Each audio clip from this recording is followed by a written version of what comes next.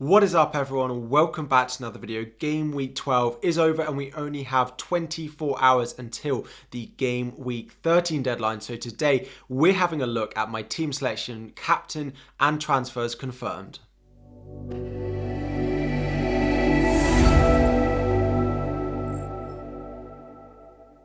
What's up everyone, FPL Harry here and welcome back to another video. It is game week 13 team selection time.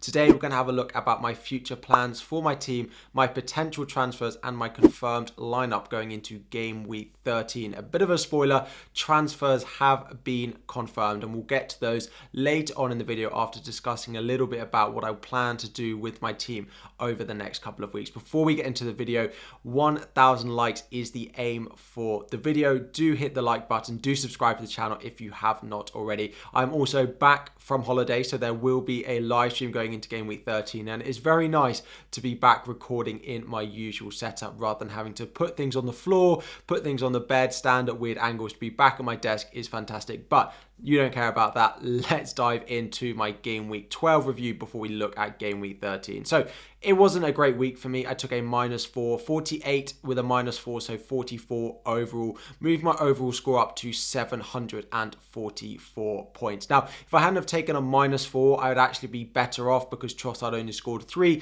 and then Madison didn't of course play, but he could have been in my squad for next week. So I would have been better off not taking that hit, but I'm still okay with it. The upside was there with him at home to Nottingham Forest. I have moved down from 9k to just inside the top 15k at time of checking on livefpl.net. Again, a small red arrow, but still pleased with how my season is going so far. Captain Salah and Trossard, the big disappointments for me. New transfer in, Castagna did actually pick up a clean sheet, along with Trippier in my defence being the big point scorers for me this week. Zaha as well in the midfield, along with Mitrovic getting goals for me. So those were the four that really got the points. I did bench Danny Ward of Leicester. If you benched the Leicester goalkeeper like me, let me know in the comment section. Also, let me know what you got in game week 12. Was it any better than me? Did you get a green arrow? Drop it all in the comment section. But let's have a look at the important stuff. What am I going to do with my team going into game week 13? So the main thing that I'm looking at, that I've spoken about in my transfer plans videos and my most recent couple of videos as well and all over Twitter, is the fixture swings that we now have for Manchester City and Arsenal. Now they are returning from a blank game week that they had in game week 12. I have Trossard, I have Pereira, I have one free transfer and I have 5 million in the bank. There are 4 midfielders that I'm really looking at. However, the 2 on the left in Foden and Saka are definitely the 2 midfielders that I am looking at buying at the moment. Foden has 4 green fixtures, and key for me, the difference between Foden and Saka is that Foden has 3 of those 4 fixtures being at home. They've also looked like they've qualified from their Champions League top of the group as well. I need one more win from their last couple of games, which I'm sure they will breeze through. Really nice fixtures, Foden playing out on that left hand side, and after their defeat to Liverpool last week, they've had a full week off, unlike Brighton this week, who have not had that luxury and had to play against Nottingham Forest where they drew 0-0. So Manchester City will be rested, back with a vengeance, and I really like Foden at his price. Next up is Bukayo Saka. Now, he is yellow flag. FPL have given him a yellow flag. I do think he'll be absolutely fine. Apparently, he picked up a slight knock at the end of their European game, but Arteta did say after the game that he's absolutely fine. So I wouldn't worry about that if you've already bought Saka or if you're planning on buying him. I wouldn't let that put you off him. Again, we look at Saka's fixtures. 3 of the next 4 do fall away from home, which is a slight concern. Arsenal have been slightly better at home, but I wouldn't let that put you off again. Their home fixture next week being Nottingham Forest is a very good fixture, and you definitely want to be looking at some of those Arsenal midfielders into your team for that. We then have Bowen and we have Anthony as well. A couple of other midfielders I am looking at. Bowen did miss a penalty in game week 12, which could lead to him losing penalties. However, it was a very top save from Alisson, so whether that plays into the decision of whether he keeps them or not, I don't quite know. Bournemouth at home this week with Crystal Palace at home and Leicester at home in the next 4 before the World Cup are really nice. Again, 3 home fixtures versus the 1 home fixture that some of the other teams do have. And the final one we've got on here, again, is a player with one of those home fixtures only coming next week in game week 14, is Anthony of Manchester United. Again, Chelsea this week and then 3 nice fixtures before the World Cup. To be honest, Bowen and Anthony are very luxury transfers, very, very nice to have. I am targeting Foden, I am targeting Bukayo Saka as my 2 transfers in. Now, I have enough money to do a double switch if I wanted to have Trossard to Foden and then I could also do Andreas Pereira all the way up to Bukayo Saka with all the money that I have sat in the bank. However, this would mean it's a -4 again this week, and I'm not a fan of -4s, particularly this season. And it would also mean I have to bench Dominic Solanke away at West Ham. Do I think Solanke away at West Ham is better than playing Saka this week? That's the real decision I need to decide, because Foden is definitely looking like a good asset to be bringing into my team this week. I'm focused on midfield transfers because some of these guys have been penciled in for me after that blank game week in game week 12. Are you getting Foden? Are you getting Saka? Are you going to own both of them? Where are you going in your midfield?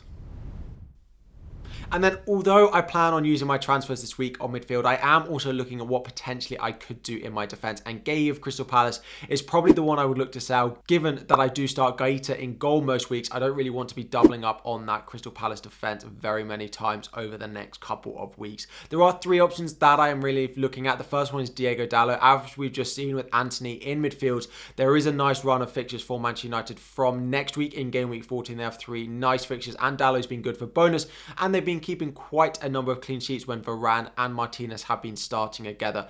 4.6 million is a nice price for him. I could easily get there from Guehi, given the money I have in the bank as well. The next two, we have Ben White. Ben White is one that's spoken about a lot after my transfer plans video, where I spoke in depth a bit more about Arsenal. 4.5 million looks to be nailing down that right-hand side spot. My only concern with him is Tomiyasu does look to be improving. He does look to be growing in his fitness, so I do think there's a good chance that Tomiyasu starts one of the games between now and the World Cup. He could just start some of the European games though, and Ben White keep his nail place in the Premier League. So he's definitely on my radar, given the nice run of fixtures we have seen for Arsenal when we spoke about Saka as well. And the final one we've got is the Everton defence. Mikalenko and Coleman both coming in at 4.5 million would be the ones that I would be looking at. Again, I'd probably only bring these guys in game week 14 or maybe game week 15. So is it really worth it for a defensive transfer? I don't know, but I am potentially looking at how I could strengthen my defence. But with Castagna in my team and a nice run of fixtures on the horizon for Leicester, maybe I don't necessarily need to move a defender if I'm happy just to play a Leicester defender every week, given their recent turn in form. So midfield is really where I'm focusing my transfers, maybe a defender further down the line. Let's look now at actually what I've done. So here is my lineup for game week 13. I have confirmed my transfer. Trossard has left my team. Phil Foden has entered my team. I plan on not using a -4, making the Saka transfer next week and just starting Dom Solanke. At the moment, I've got Trippier in here over Doherty. At the moment, I don't think Doherty's going to start because Emerson Royale is returning from suspension, and Doherty has started the most two recent games in the weekend and midweek. It would be a lot of minutes for him to play again this weekend as well. So I expect Doherty to be on the bench for Tottenham, which is why I've then started Trippier over him. Castagna starts alongside the returning Cancelo in defence with Guaita in goal. So I've got one Leicester and one Crystal Palace in my defence, because then I've got the bench, the similar of Ward and Guehi there as well. In midfield, new signing Foden. We then have Martinelli, Zaha and Mo Salah as well. Mo Salah, my vice captain. He is the early kickoff. It is a nice fixture. Maybe he can get something, but I'm not trusting my captaincy on him ever again. It is nice to have Erling Haaland back in my starting 11. It is nice to have the captaincy armband on him as well, alongside Mitrovic, who did score in game week 12, and then Dom Solanke, who did fail to score this time out. So this is my lineup, 3-4-3. I'm pretty much locked in. I will confirm on my deadline stream if I decide to change anything. If you've got any questions about your team, drop it in the comment section down below. Any thoughts on my team as well? Would you do the extra -4 to bench Solanke and play Saka, even with the yellow flag now added on Saka? Again, I think will be fine, but any thoughts you have, I'm always eager to hear. I answer the first questions in the comment section for the first hour of every video. So make sure you've got notifications on. Like the video if you haven't already. We're chasing 1,000 subscribers. Thank you all so much for watching. Good luck in game week 13 if I don't see you before then, and I'll be back again very soon.